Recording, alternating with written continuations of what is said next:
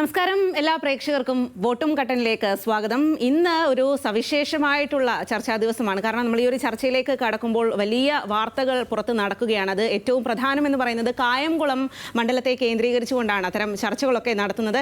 എന്തായാലും എനിക്കൊപ്പം ആസിഫ് മുഹമ്മദും ആൽവിൻ തോമസും കൂടി വോട്ടും കട്ടനിൽ ഈ ഒരു ചർച്ചയിൽ ഉണ്ട് എന്നുള്ളതാണ്. ആദ്യം തന്നെ ആ വിഷയത്തിലേക്ക് നമ്മൾ എല്ലാ ദിവസവും ഓരോ മണ്ഡലത്തെക്കുറിച്ച് അവിടുത്തെ കണക്കുകളൊക്കെയാണ് പറയുന്നത് എങ്കിൽ ഇന്ന് മറ്റൊരു വിഷയമാണ് ഇക്കാര്യത്തിൽ ഈ മണ്ഡലത്തെക്കുറിച്ച് ചർച്ച ചെയ്യുന്നത് എന്നുള്ളതാണ്.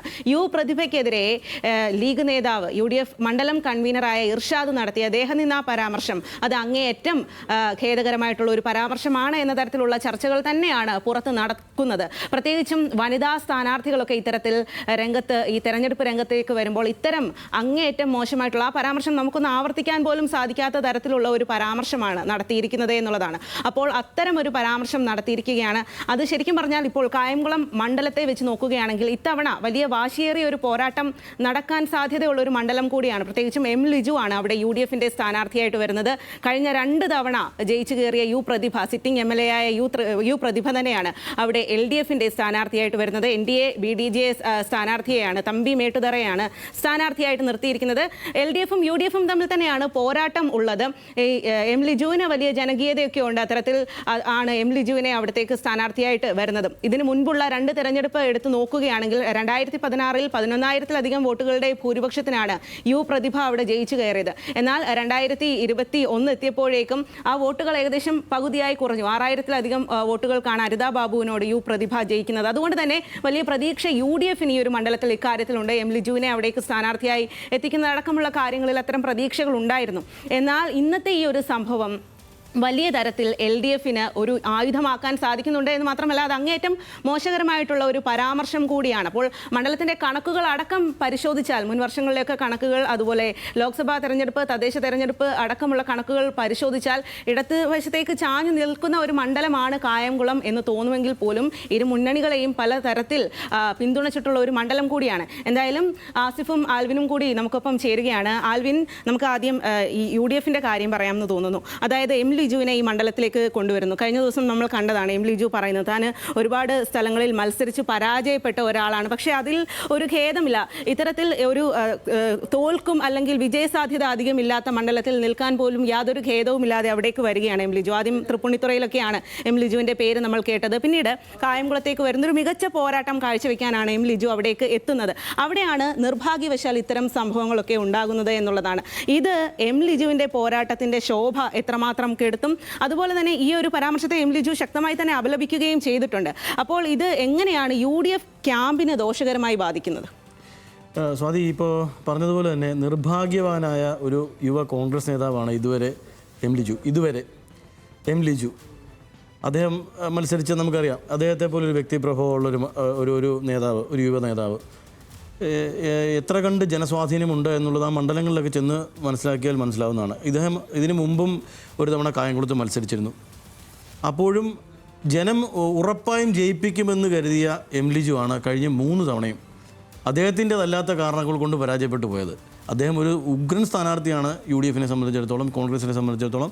ഒരു യുവ നേതാവ് എന്ന നിലയിൽ അദ്ദേഹത്തിൻ്റെ ഒരു പ്രതിച്ഛായയൊക്കെ വലിയ തോതിൽ മികച്ച, നമുക്ക് മറ്റ് പല യുവ നേതാക്കളുടെ കാര്യങ്ങളൊക്കെ പറയുമ്പോൾ അത് വെച്ച് തട്ടിച്ചൊക്കെ നോക്കിയാൽ എം ലിജുവിൻ്റെ ഒരു ക്യാരക്ടർ എന്നുള്ളത് ഏറ്റവും നല്ല വ്യക്തിപ്രഭാവമുള്ളൊരു മനുഷ്യനാണ്. അദ്ദേഹത്തിനാണ് ഇത്തരത്തിൽ ഈ നിർഭാഗ്യവശങ്ങൾ കൊണ്ട് തോൽവി സംഭവിച്ചിട്ടുള്ളത്. ഇത്തവണ ഇപ്പോൾ പ്രചരണത്തിന് ഇറങ്ങുന്നു. ഇത്തരം നിർഭാഗ്യകരമായ ചില വർത്തമാനങ്ങൾ കൂടിയാണ് അദ്ദേഹത്തിൻ്റെ കൂടെ നിൽക്കുന്ന ആൾ അല്ലെങ്കിൽ ആളുകളിലൂടെ പുറത്തു വരുന്നത് എന്നുള്ളത് മറ്റൊരു നിർഭാഗ്യകരമായ സംഭവമാണ്. അതെ, ഇർഷാദ്, അദ്ദേഹം അവിടെ UDFൻ്റെ ജില്ലാ മണ്ഡലം തെരഞ്ഞെടുപ്പ് കമ്മിറ്റി കൺവീനറാണ്. അദ്ദേഹം ഇങ്ങനെ ഒരു തെരഞ്ഞെടുപ്പ് നടക്കുമ്പോൾ അദ്ദേഹത്തിന് അറിഞ്ഞുകൂടെ ഇത്തരത്തിലൊരു പരാമർശമൊക്കെ നടത്തി, അല്ലെങ്കിൽ തന്നെ ഇങ്ങനെയൊരു പരാമർശം സ്ഥാനാർത്ഥിക്കെതിരെ നടത്തി രംഗത്ത് വന്നതുകൊണ്ട് എന്ത് നേട്ടമാണ് ഉണ്ടാകുന്നത്? ഒരു നേട്ടം ഉണ്ടായില്ലെന്നുള്ളത് ഈ പറഞ്ഞ അയാൾക്ക് തന്നെ അറിഞ്ഞുകൂടെ എന്നുള്ളൊരു ചോദ്യം നിൽക്കുന്നു. അരമണിക്കൂർ മുമ്പാണ് എം ലിജു ഈ വിഷയത്തിൽ വളരെ കൃത്യമായി തന്നെ അദ്ദേഹം ഫേസ്ബുക്കിൽ ലൈവ് പറഞ്ഞിട്ടുണ്ട്. നിർഭാഗ്യകരമായ പരാമർശമായി പോയി, ഒരിക്കലും ഇത്തരം പരാമർശം ഉണ്ടാകാൻ പാടില്ല, ഇതിനെ ശക്തമായി അപലപിക്കുന്നു എന്നാണ് അദ്ദേഹം പറഞ്ഞത്. അദ്ദേഹം ഒരു വ്യക്തിയെ പോലും ഇന്നേ വരെ കേരള രാഷ്ട്രീയത്തിൽ അപമാനകരമായി സംസാരിച്ച് നമ്മൾ കണ്ടിട്ടില്ല. വ്യക്തിപരമായി വിഷയങ്ങൾ അടിസ്ഥാനത്തിൽ പറഞ്ഞിട്ടുണ്ടാവും. അദ്ദേഹം എത്രയോ ചാനൽ ചർച്ചകളിൽ പങ്കെടുക്കുന്ന ഒരാളാണ്. ഒരാളെ പോലും വ്യക്തിപരമായി അധിക്ഷേപിച്ചുകൊണ്ട് എം ലിജു ഇത്തരത്തിലൊരു പരാമർശം നടത്തി സംസാരിച്ചിട്ടില്ല. അപ്പം ഏതായാലും ഈ കായംകുളത്തെ ആളുകൾക്കും കേരളത്തിലെ മുഴുവൻ ആളുകൾക്കും എം ലിജു എന്ന ക്യാരക്ടറിനെ പറ്റി ഒരു തെറ്റ് പറയാനില്ല. അതുകൊണ്ട് തന്നെ ഈ ഒരു വിഷയം അദ്ദേഹത്തിന് ഇത്തരത്തിൽ ദോഷകരമാകുമെന്ന് ഞാൻ കരുതുന്നില്ല കായംകുളം മണ്ഡലത്തിൽ. ശരിക്കും ഇതൊരു ഞാൻ സ്ത്രീപക്ഷവാദം ഉന്നയിക്കുകയില്ല. എന്നാൽ പോലും ഞാൻ പരിശോധിച്ചപ്പോൾ ഈ മണ്ഡല ചിത്രം പരിശോധിച്ചപ്പോൾ 1957 മണ്ഡലം രൂപീകരിക്കുന്നത്. അന്ന് ആദ്യ തെരഞ്ഞെടുപ്പിൽ KO ആയിഷാബായിയാണ് CPIയുടെ സ്ഥാനാർത്ഥിയായിട്ട് അവിടെ മത്സരിച്ച് ജയിക്കുന്നത്. അന്ന് ആ വർഷം ഡെപ്യൂട്ടി സ്പീക്കറായിട്ട് വരെ അവിടെ എത്തിയ ആളാണ്, ഒരു വനിത ആണ്. അവിടുന്ന് ഇത്രയും വർഷം നമ്മൾ ഇങ്ങോട്ട് ഒരുപാട് പുരോഗമനം ഉണ്ടായി എന്നൊക്കെ പറയുന്നു. സ്ത്രീപക്ഷമായി നമ്മുടെ സമൂഹം അല്ലെങ്കിൽ സമത്വമുണ്ട് എന്നൊക്കെ പറയുന്ന സമയത്താണ് ഒരു വനിതാ സ്ഥാനാർത്ഥിക്കെതിരെ എതിർവശത്തുള്ള താക്കോൽ സ്ഥാനത്തിരിക്കുന്ന ഒരു വ്യക്തിയാണ് ഇത്തരത്തിൽ അങ്ങേയറ്റം, ഞാൻ നേരത്തെ പറഞ്ഞതുപോലെ ഒന്നുകൂടി ആവർത്തിക്കാൻ പോലും മടിയുള്ള അങ്ങേയറ്റം അധിക്ഷേപകരമായിട്ടുള്ള ഒരു പരാമർശം നടത്തുന്നത്. അതിപ്പോൾ രാഷ്ട്രീയ ഭേദമന്യേ ആര് നടത്തിയാലും നമുക്ക് ആർക്കും അംഗീകരിക്കാൻ സാധിക്കുകയില്ല. ഇന്നിപ്പോൾ അല്പസമയം മുമ്പാണ് യു പ്രതിഭയുടെ ഇക്കാര്യത്തിലുള്ള വാർത്താ സമ്മേളനം കണ്ടത്. ഈ അപലപിച്ചു അല്ലെങ്കിൽ ഖേദം പ്രകടിപ്പിച്ചു എന്നതുകൊണ്ട് അത്തരം പറഞ്ഞ പരാമർശം എങ്ങോട്ടും മാറുന്നില്ല, കറ അവിടെ തന്നെ നിൽക്കും എന്നുള്ളതാണ് പറയുന്നത്. അപ്പോൾ ഇത് ഒരു തെരഞ്ഞെടുപ്പ് ആയുധമായി ഉപയോഗിക്കാൻ പോലും ഇങ്ങനെ ഒരു വിഷയങ്ങൾ ഉണ്ടാവാൻ പാടില്ല എന്നുള്ളതാണ് നമ്മൾ ഈ ഒരു സമൂഹത്തിൽ നിൽക്കുമ്പോൾ ചിന്തിക്കേണ്ടത്. അപ്പോൾ LDF ഇതിനെ ഏത് രീതിയിലായിരിക്കും നോക്കിക്കാണുക? കായംകുളത്ത് ഇങ്ങനെ ഒരു സംഭവം ഉണ്ടായതുകൊണ്ട് അത് LDFന് കൂടുതൽ മേൽക്കൈ ഉണ്ടാവാനുള്ള ഒരു സാധ്യതയുണ്ടോ? അതിൻ്റെ ആവശ്യം ഉണ്ടോ എന്നുള്ളതാണ് സംശയം. കാരണം LDF അതിനെ അപലപിക്കുകയും അതിൻ്റെ പ്രസ്താവന നടത്തുകയും ഒക്കെ ചെയ്യുന്നുണ്ട് എന്നുള്ളത് വാസ്തവമാണ്. പക്ഷേ നമ്മൾ അതിൻ്റെ അപ്പുറത്തേക്ക് കാണേണ്ടത് കഴിഞ്ഞ 20 കൊല്ലമായി LDF അവിടെ അധികാരത്തിലുള്ളൊരു മണ്ഡലം കൂടിയാണ് കായംകുളം എന്നുള്ളത് ഒരു പ്രധാനപ്പെട്ട ഒരു കാര്യമാണ്. കാരണം യു പ്രതിഭ തന്നെ കഴിഞ്ഞ 10 വർഷമായിട്ട് അവിടെ MLA ആയിട്ടിരിക്കുന്ന ആളാണ്.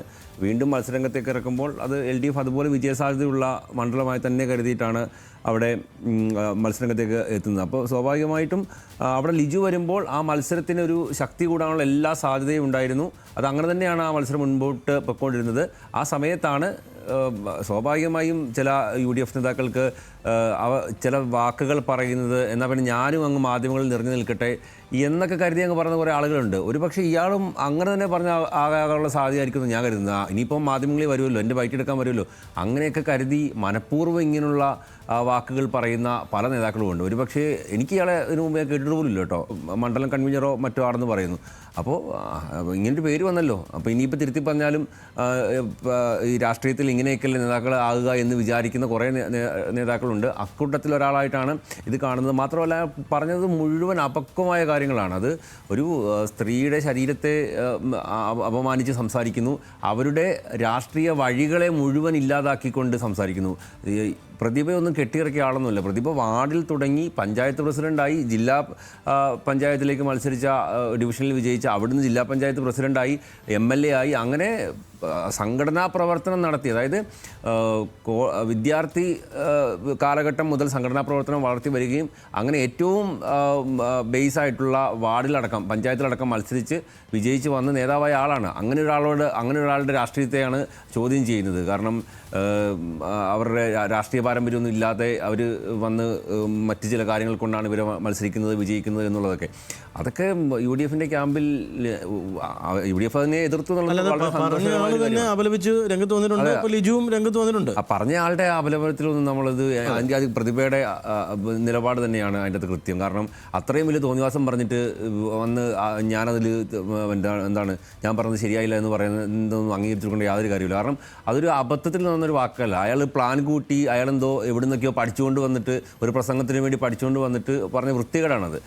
ലിജു ഒക്കെ പറയുന്നത് നമുക്ക് കാര്യമായിട്ട് എടുക്കാം. പക്ഷേ മറ്റേ വൃത്തികേട് പറഞ്ഞ അയാൾ പറയുന്ന വാക്കുകളിലൊന്നും കാര്യമാക്കി എടുക്കുക, അയാളുടെ അപലപനം നമ്മൾ പ്രതിഭ പറഞ്ഞ പോലെ സ്വീകരിക്കപ്പെടേണ്ട കാര്യമല്ല. കാരണം അത് പുള്ളി കൃത്യമായി പ്ലാൻ ചെയ്ത ഒരു പ്രസംഗം തയ്യാറാക്കി വന്ന് മനഃപൂർവ്വം പ്രസംഗിച്ചൊരു സാധനമാണ്. കൃത്യമായി പ്ലാൻ ചെയ്ത ഒരു പ്രസംഗം എന്നതിലുപരി അയാളുടെ ഒരു ബോധ്യം അത്തരത്തിലാണ് എന്ന് തോന്നുന്നു. ഏതെങ്കിലും ഒരു സ്ഥലത്ത് എത്തുന്ന സ്ത്രീകൾ അല്ലെങ്കിൽ ഏതെങ്കിലും ഒരു സ്ഥാനത്ത്, ഇപ്പോൾ പ്രതിഭ മാത്രം എന്നല്ല, ഏതെങ്കിലും ഒരു സ്ഥാനത്ത് എത്തുന്ന സ്ത്രീകൾ അത്തരത്തിൽ ആണ് കാര്യങ്ങളൊക്കെ നേടിയെടുക്കുന്നത് എന്നുള്ള ഒരു പ്രതിധ്വനി കൂടി അതിലുണ്ട് എന്നുള്ളതാണ്.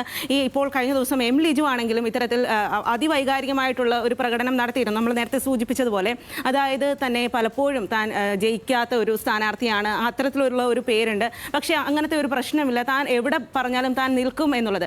എം ലിജുവിനെ കായംകുളത്ത് ജയിപ്പിക്കുക അല്ലെങ്കിൽ നിയമസഭയിലേക്ക് എത്തിക്കുക എന്നുള്ളത് ഇത്രമാത്രം പാർട്ടിക്ക് വിധേയനായി നിൽക്കുന്ന ഒരു പ്രവർത്തകനാണ് എം ലിജു. അതുകൊണ്ട് പാർട്ടിക്ക് വലിയ ഉത്തരവാദിത്തം അല്ലെങ്കിൽ എം ലിജുവിനോട് ചെയ്യാൻ പറ്റുന്ന ഏറ്റവും വലിയ ഒരു കാര്യമാണ്.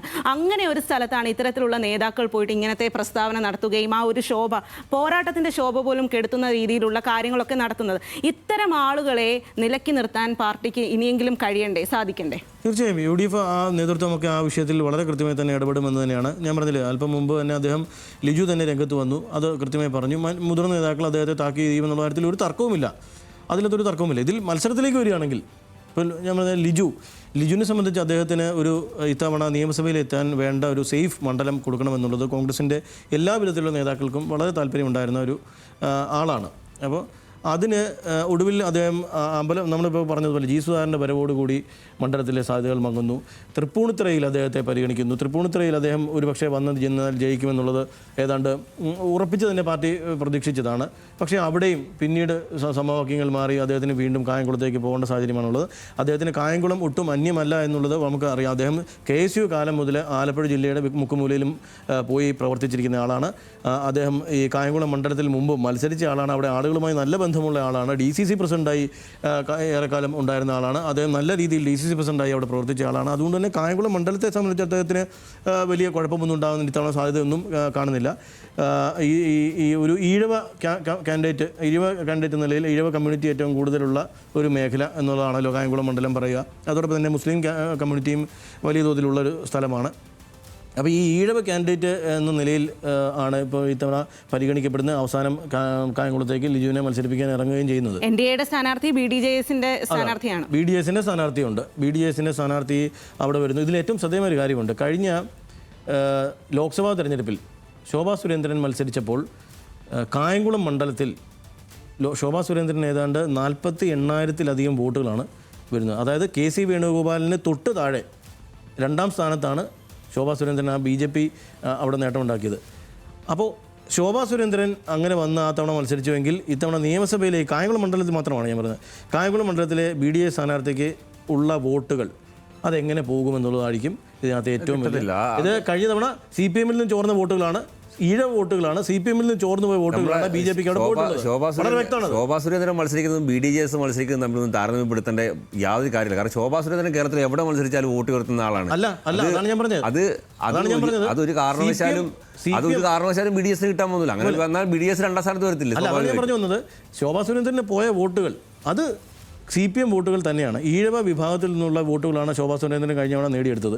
അത് ഭൂരിഭാഗവും CPM-ന്റെ വോട്ടുകൾ. ആ കണക്കിൽ അത് 100% ശരിയല്ല. കാരണം KC വേണുഗോപാൽ 33.81%, ശോഭാ സുരേന്ദ്രൻ 32.84%, CPM 32.33%. 48,775 വോട്ടുകളാണ്. ശതമാനക്കണക്ക് നോക്ക്. അതാണ് 48,775 വോട്ടുകളാണ് ശോഭാ സുരേന്ദ്രൻ. ഞാൻ പറഞ്ഞു വന്നത് ഈ വോട്ടുകൾ ഷിഫ്റ്റ് ചെയ്തപ്പോൾ CPM മാത്രമൊന്നുമല്ല. അല്ല, ഈ വോട്ടുകൾ എങ്ങോട്ട് ഷിഫ്റ്റ് ചെയ്യും ഇത്തവണ, അതാണ് വിജയം. നമുക്ക് നോക്കാം. എന്തായാലും തെരഞ്ഞെടുപ്പ് ഫലം വരുമ്പോൾ അറിയാം കായംകുളത്ത്. എന്തായാലും നമ്മൾ എന്നും ഈ കണക്കുകൾ വെച്ചാണ് പരിശോധിക്കുന്നത്. പക്ഷേ ഇന്നത്തെ ഈ ഒരു സവിശേഷമായ സാഹചര്യത്തിൽ ഇത്തരം വിഷയങ്ങൾ കൂടി തെരഞ്ഞെടുപ്പ് പ്രചാരണ രംഗത്തേക്ക് വരുന്നു എന്നുള്ളതാണ്. ഒരിക്കൽ കൂടി നമുക്ക് ആവർത്തിക്കാം, ഇന്നത്തെ ഈ ഒരു സവിശേഷ സാഹചര്യത്തിൽ സ്ത്രീകൾക്കെതിരെ അല്ലെങ്കിൽ ആർക്കെതിരെയാണെങ്കിലും വ്യക്തി അധിക്ഷേപം ഈ ആരോഗ്യകരമായിട്ടുള്ള ഒരു തെരഞ്ഞെടുപ്പ് പോരാട്ട രംഗത്ത് തീർത്തും നല്ലതല്ല എന്നുള്ളതാണ്. അതിന് ബന്ധപ്പെട്ട അതിൻ്റെ നേതൃത്വത്തിലുള്ള ആളുകൾ, അധികൃതർ എല്ലാം അതിൽ ഒരു കൃത്യമായിട്ടുള്ള കണ്ണ് വെക്കണം ഈ ഒരു സമയത്ത് എന്നുള്ളതാണ്. എന്തായാലും ഇന്നത്തെ വോട്ടും ഘട്ടനും ഇവിടെ പൂർണ്ണമാവുകയാണ്.